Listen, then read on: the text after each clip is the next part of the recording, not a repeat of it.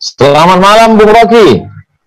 Wah, April Somad, Pak Ustadz, enak ketemu.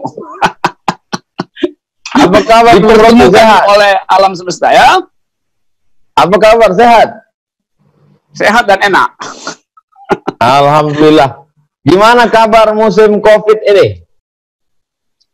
COVID itu bagian dari keperluan alam semesta untuk menguji banyak hal, soal kesehatan, soal kenikmatan hidup, soal persaudaraan, solidaritas, dan soal kedunguan kebijakan negara. Itu juga diuji oleh COVID tuh. Kira-kira COVID ini menambah akal sehat atau menambah kedunguan? Banyak pejabat yang negatif COVID tapi positif stupid gitu.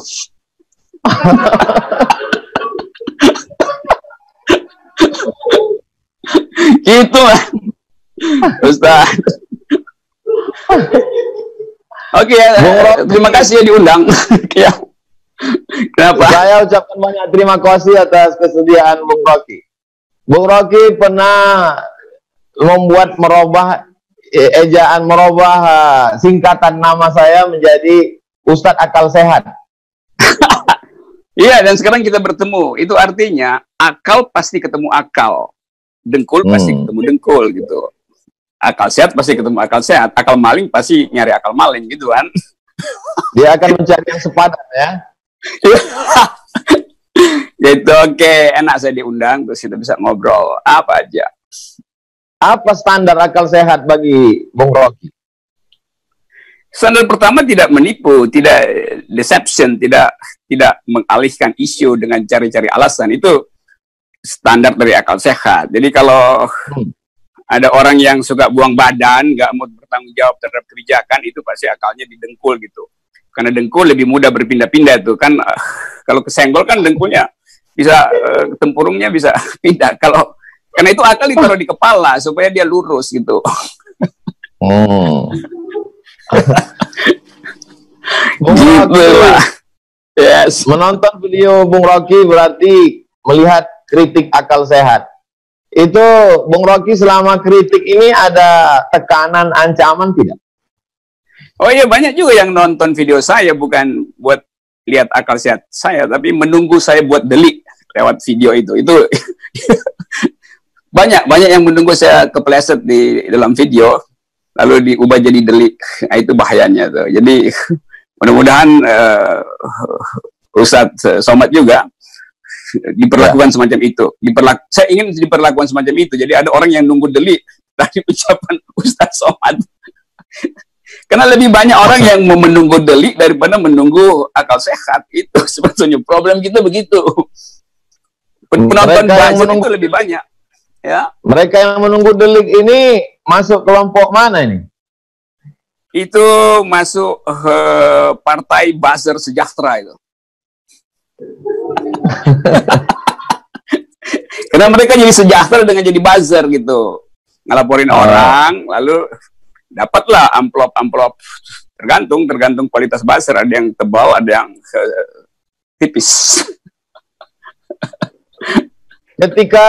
Bung Rocky, ketika buzzer memusatkan perhatiannya kepada para cendekiawan, para ulama, lalu kemudian sekarang mulai mengembangkan jaringannya, menghantam sampai ke komika. Apa yang terjadi sebenarnya?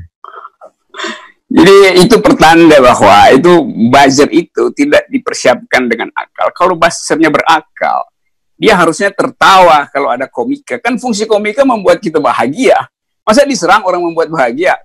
Itu hidup tanpa komika itu sama dengan hidup tanpa kesehatan jiwa. Jadi justru si buzzer mesti senang karena kritik itu disatirkan oleh komika. Kan itu bagian dari keseharian politik komika tuh. Jadi buzzer-buzzer yang memang cuman disuruh aja tuh, dan kebanyakan buzzer kan memang kurang pengetahuan tentang kenikmatan berpolitik. Nah itu mudah sekali untuk nyeruduk si kiri, nyeruduk kanan, mengintai orang itu. Pekerjaan yang paling buruk di dalam hidup manusia itu adalah menjadi buzzer, karena dia sekaligus dungu, sekaligus jadi pengendus, sekaligus jadi budak. Dia jadi budak dari kedunguannya sendiri kan, itu kan bagian yang paling buruk dari manusia, menjadi budak dari kedunguannya sendiri. Wah, itu parah tuh. Saya nggak tahu tuh. Buzzer, hukumannya. Buzzer ini ada nggak akalnya, Bung Rocky? Ada. Buzzer tuh suka pinjam akal. Tapi karena dia pinjam, dia nggak tahu fungsi dari akal itu. Kalau akalnya sendiri kan dia tahu fungsinya. Bisa-bisa dia pinjam akal yang lebih buruk dari akalnya tuh. Itu soalnya si Buzzer itu. Kenapa kita ngomongin Buzzer ya?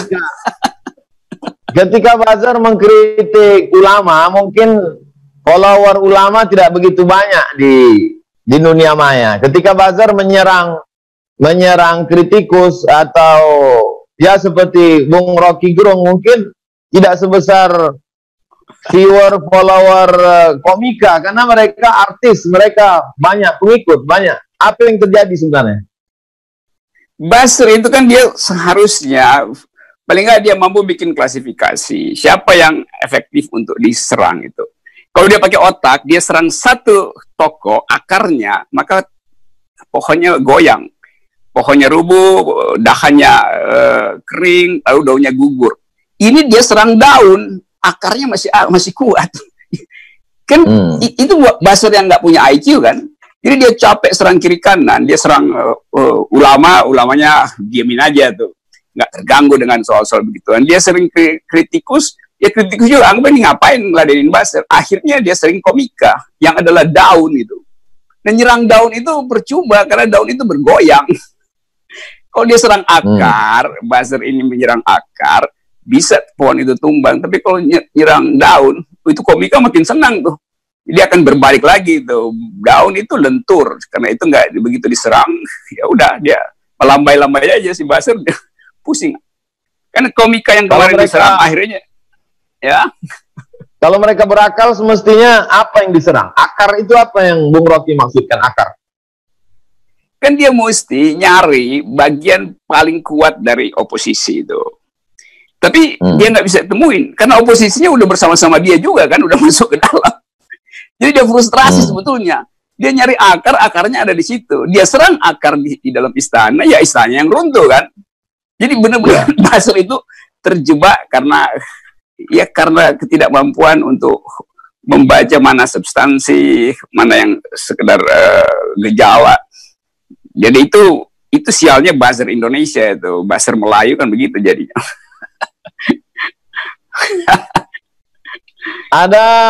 Ada slogan revolusi mental. Sebetulnya yang tepat revolusi mental atau revolusi akal sehat, Bung Rocky? Revolusi mental itu peralatan setelah revolusi akal sehat itu. Jadi dia mesti tahu dulu bahwa semua revolusi yang kita sebut perubahan itu pertama-tama perubahan di akal. Nah kalau yang mau revolusi mental akalnya nggak sehat, itu artinya revolusinya juga pasti mental, bukan mental jadinya. Revolusinya mental balik. Dan sekarang kita lihat revolusi mental itu mental balik pada pembuat gagasan itu. Kan terlihat dalam hari ini defensif, sikap defensif. Jadi tidak terasa bahwa slogan itu berisi, kan semua orang bicara revolusi mental dan isinya kosong, karena revolusi yang tidak dituntun dengan akal pikiran, dia betul-betul jadi retorika aja. Kalau kita mau revolusi dengan akal sehat, kita mesti manfaatkan fasilitas pedagogi, mendidik rakyat, memberi rakyat kepercayaan diri.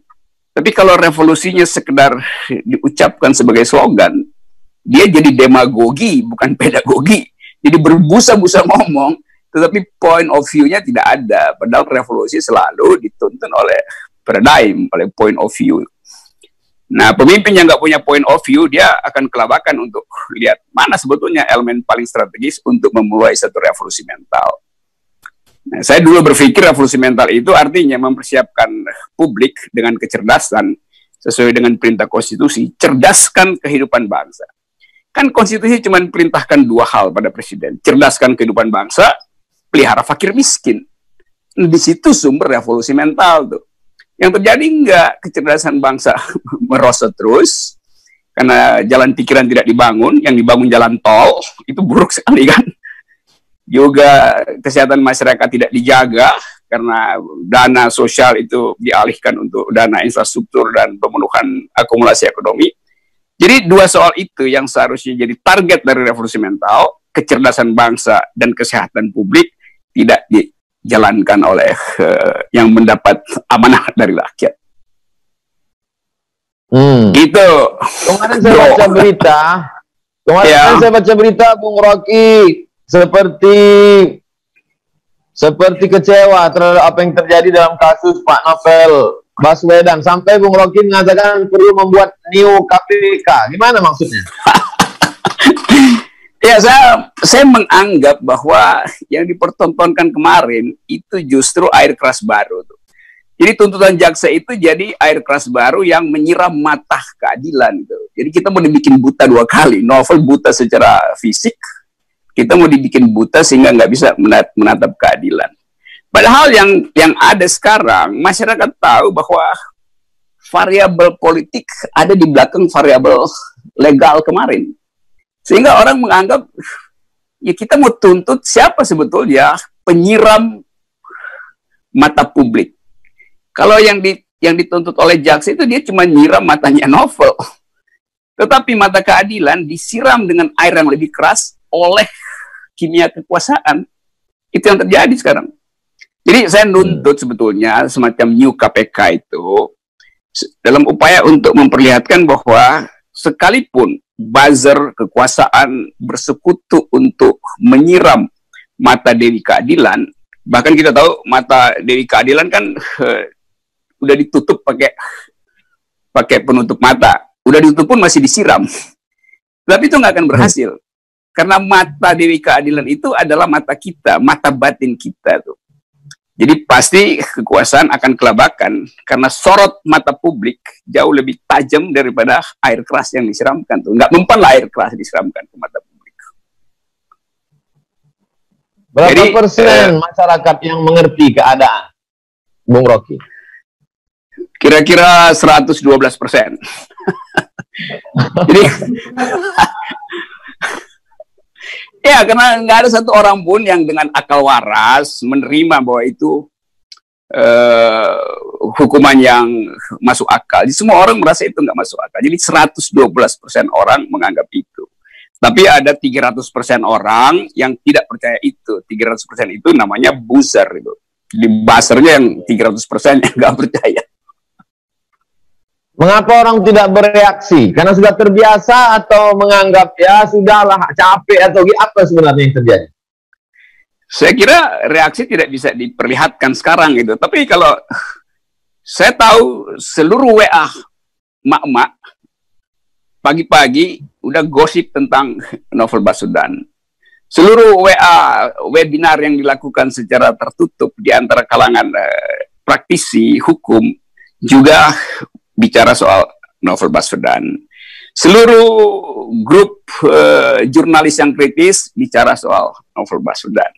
Jadi kita akan lihat nanti mungkin 1 minggu ke depan pasti koran yang kritis atau majalah yang kritis akan jadikan itu juga cover story. Jadi saya nggak anggap bahwa orang nggak peduli. Kepedulian itu mengendap sementara karena sinisme diperlihatkan lebih dulu tuh. Dengan kata lain, justru berbahaya kalau pemerintah menganggap enteng. Kan nggak ada reaksi. Oh iya, akumulasi reaksi itu begitu meledak, nggak bisa lagi ditahan oleh arogansi kekuasaan. Itu bahayanya pemerintah yang tidak peka terhadap analisis non-mainstream.